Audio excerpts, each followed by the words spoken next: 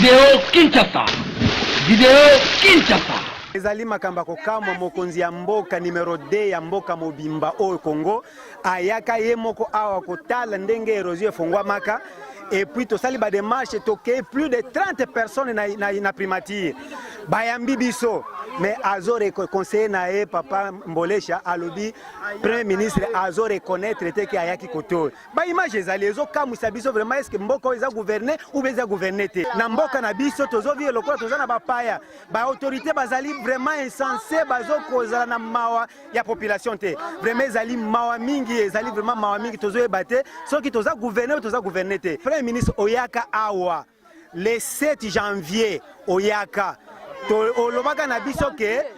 na même année le 7 janvier olobaka na biso ke dans 2 semaines okotindela biso ba ingénieur po baya ko banda misala tozelio banda 2 semaines oyaki te le 6 tokomelio mukanda ya rappel ya promesse faite on réagit le 6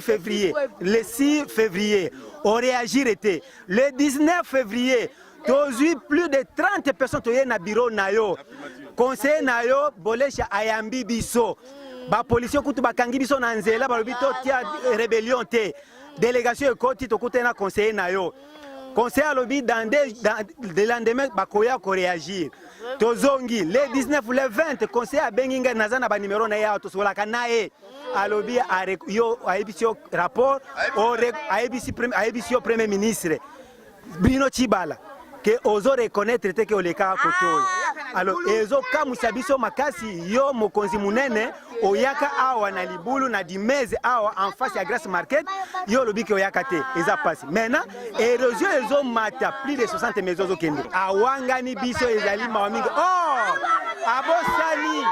abosani ke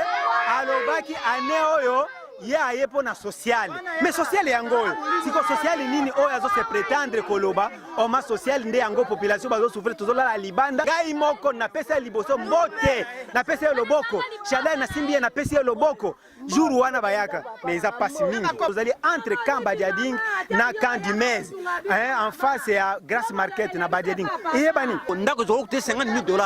$60,000 mais ndako na keika bo mais l'état assisté motona tane eloko moko te